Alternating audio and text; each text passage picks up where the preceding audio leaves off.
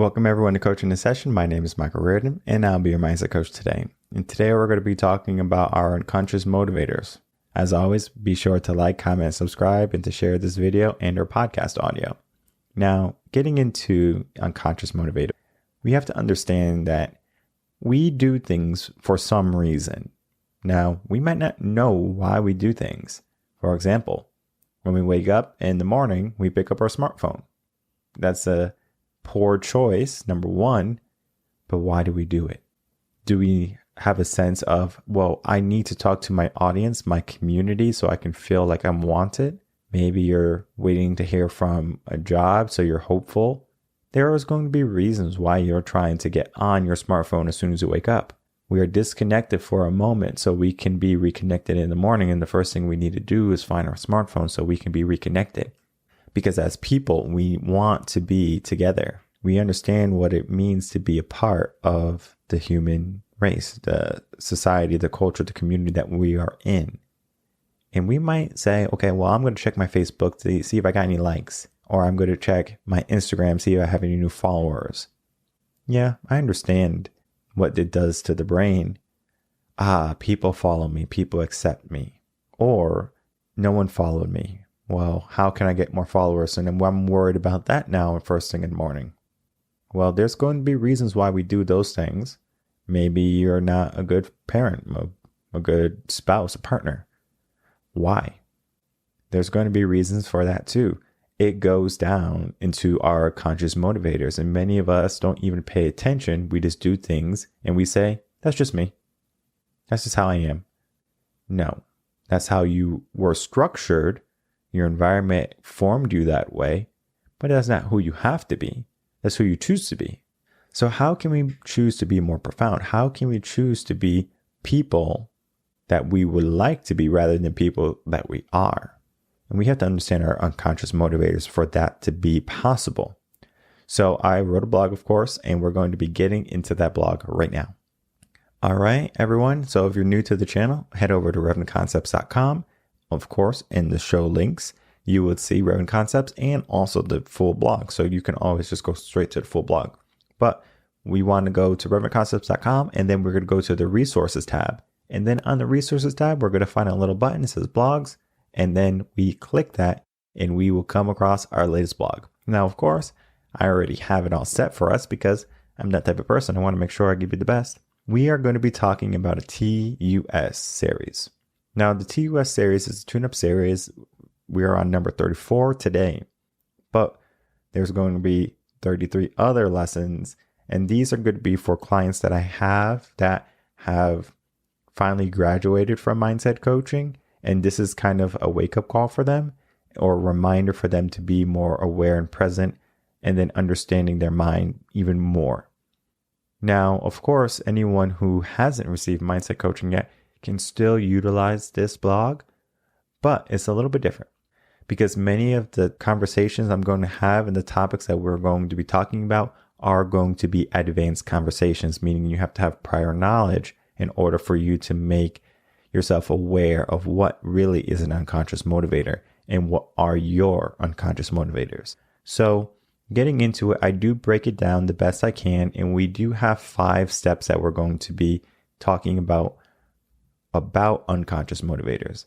And number 1 is going to be, what is an unconscious motivator? 2, are unconscious motivators good or bad? 3, subconscious mind versus unconscious motivators.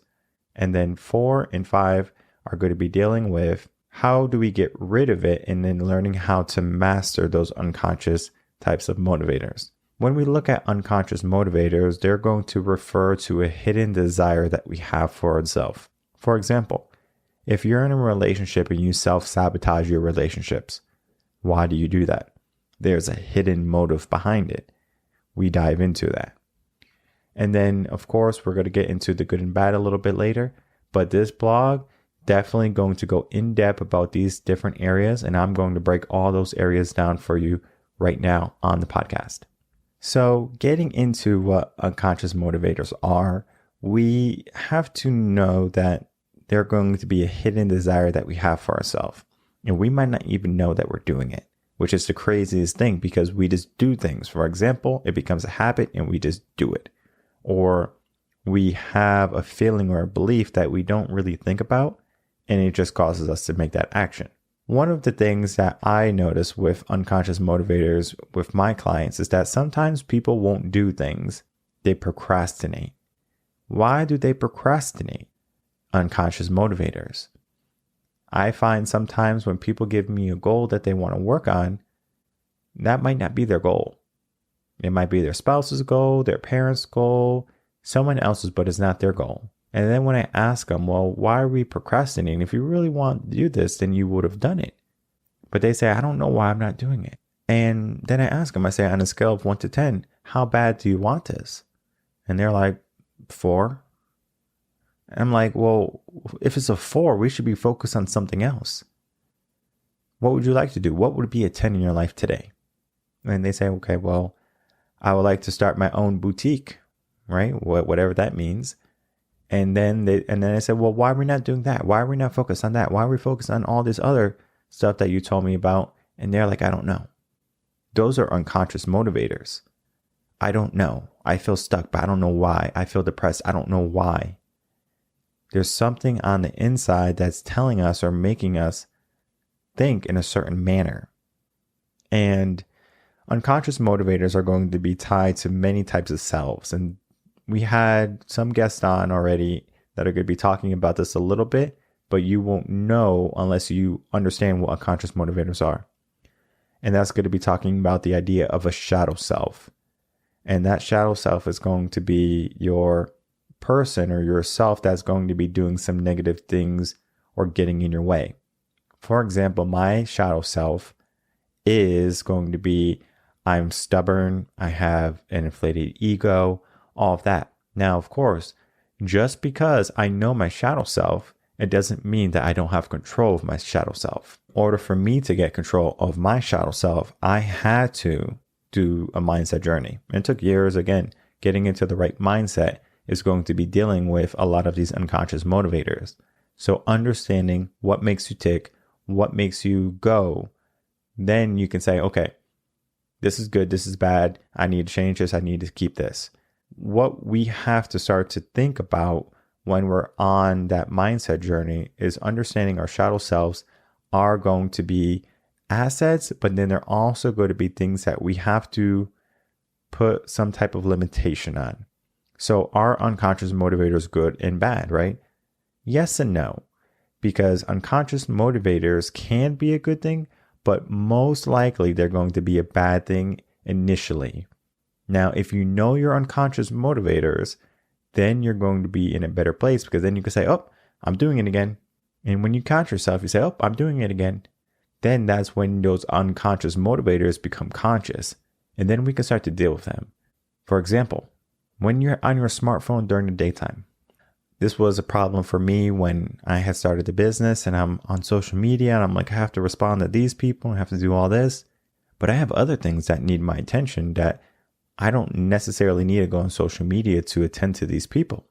I said, well, what am I doing?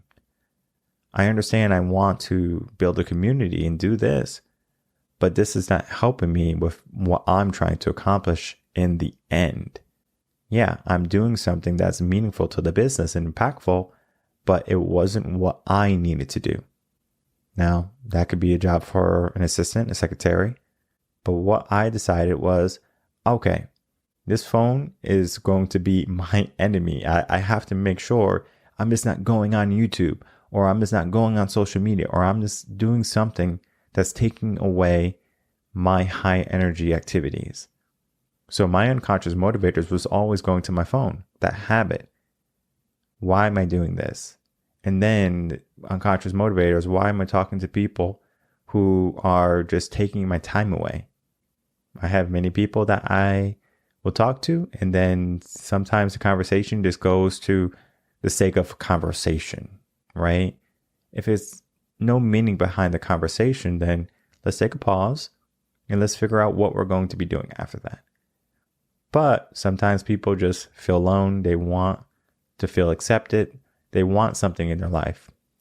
And so what I do is I make sure, okay, well, I understand them, and then I relay what I'm going to say to them, saying, hey, I understand you want to talk. If you do, this is how we do it, right? And that'll be maybe booking a session, doing something like that, right? We go a little bit deeper. And then we start to look at what their unconscious motivators are, because they might want to be talking to me about mindset coaching, about getting to a better life, but they don't know what is the problem. They know something is not right. They know they're not happy, but they don't know why, right? So digging deep and figuring out that shadow self, figuring out that unconscious motivator within you.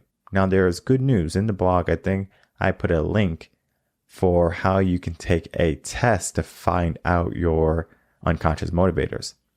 And I talked to the creator of Print. He started this business where he would have employees of big companies, Fortune 500 companies, take this test. So then the employers knew what type of employee that they were going to be, which is interesting, because if they had negative unconscious motivators, they would say, we don't want to deal with that. So when I took the test, I found out that many of my unconscious motivators, because you have to be as truthful as possible, were already fixed. I already fixed all my unconscious motivators because I did the mindset journey. But when I remembered before I went on my mindset journey, spot on. Yeah, I was stubborn. I had an ego problem. And then I was like, this makes sense. This makes sense to me, because this was my old self. This was a familiar self to me. Just because they weren't out and present anymore, out in the open, they were still a shadow self to me. Those were the answers that I gave that created this person. And it was pretty accurate. But like I said, I don't allow that shadow self to rule me. However, many people do allow that shadow self to rule. And then we get into the unconscious, the subconscious. When we have the subconscious, it's going to be telling us a certain way of thinking. Oh, you're not good enough. You can't do this. And the unconscious motivators are going to say, well, I know I'm not good enough, right? Because I already tried it before.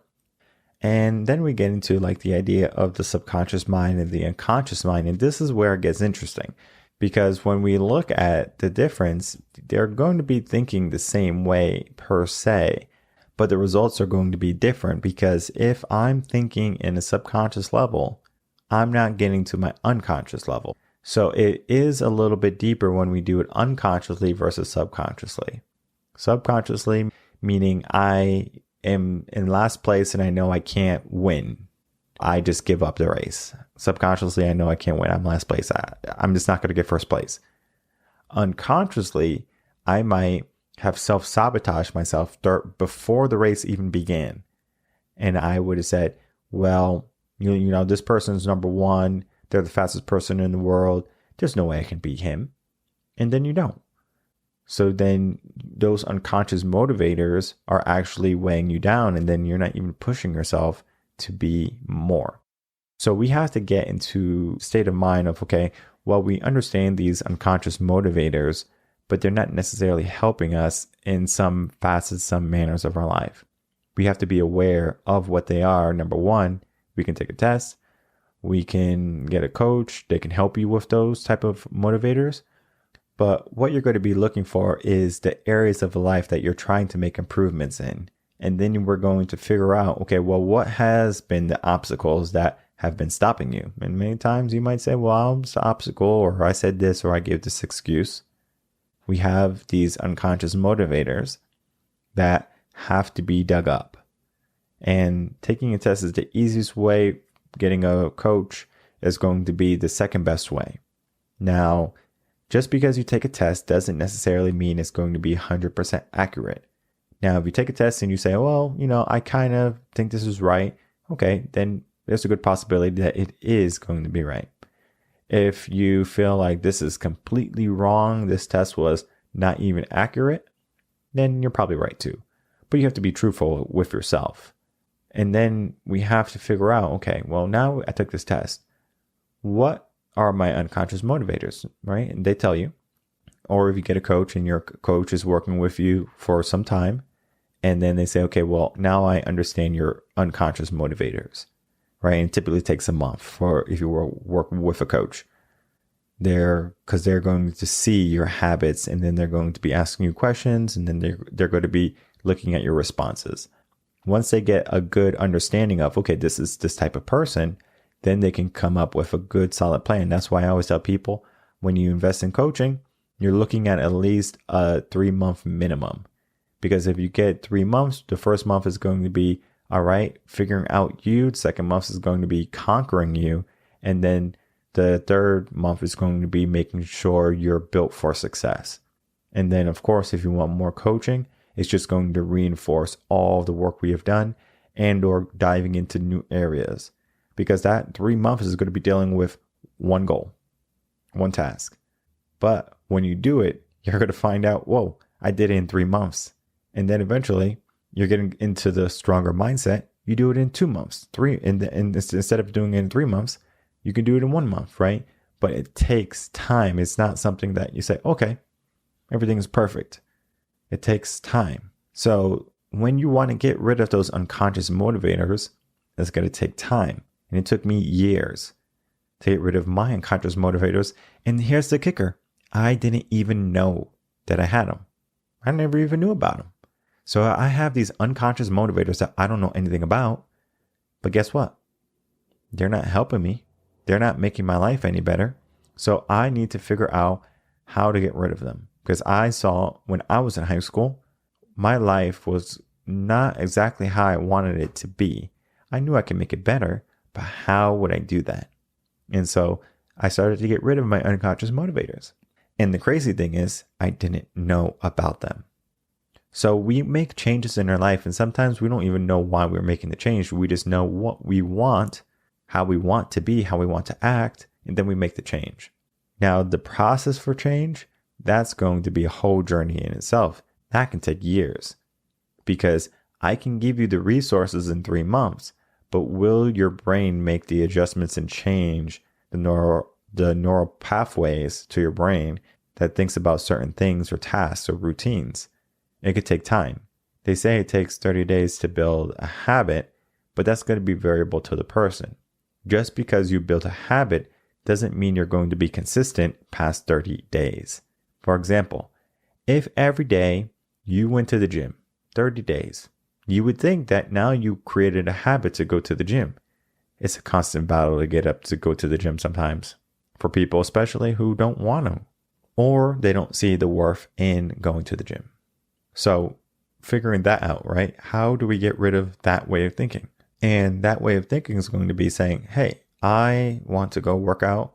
I did it for 30 days. I should have the habit of going to the gym. But guess what?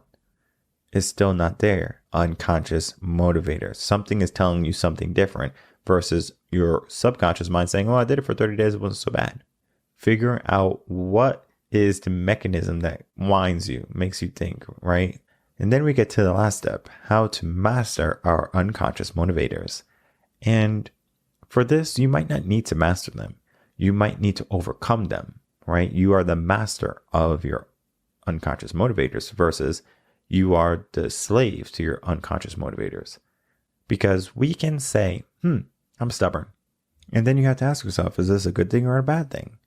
So then, yeah, it could be a good thing to be stubborn. It could be a bad thing to be stubborn, right? Because if you're stubborn and you don't want to make any changes, then you might say, well, I got to make some changes. But maybe you're stubborn in certain aspects, like I'm not going to budge on this proposal, right? I know my worth, and then we're stubborn on it, right? We stand our ground. And of course, we can use synonyms. We can use other words for stubborn. We can say we know our worth. We're priceless. But we have to get down to the nitty gritty. And the nitty gritty is our shadow self is going to be an obstacle we have to overcome. And not many people are even aware of the shadow self. So finding out what your unconscious motivators are, whether you take a test, whether you get a coach, that is going to be key for you to understand, okay, I know what I want. I know what I have to do. And it's not going to be easy. Getting rid of your unconscious motivators, difficult. How difficult is it, Mike? Very difficult. Yeah. And as long as you understand that, you have to ask yourself, do you want to get rid of them? Do you want to know them? Do you want to conquer them? How do you master them? Now, again, the first step, understanding them, cool. right? And then you can always remember, oh, wait, I'm doing it again. Or you can say, I'm not going to even get to that point again. I don't pick up my phone and go on YouTube anymore and just mindlessly scroll, or TikTok mindlessly scroll. I don't have the time. Now, if I wanted to do that, it's going to be either scheduled or I don't have anything else that's of priority. So I'll help out this assistant, secretary on Instagram, do some posts, stuff like that, right? I can do that. But at the same time, I'm not going to do it when I have to do a podcast, or I have to do a meeting, or I have to go talk to the missus or deal with the kid. That right there is going to be priorities for me. What do I need to do? And sometimes our unconscious motivators stop us from doing what we truly should be doing.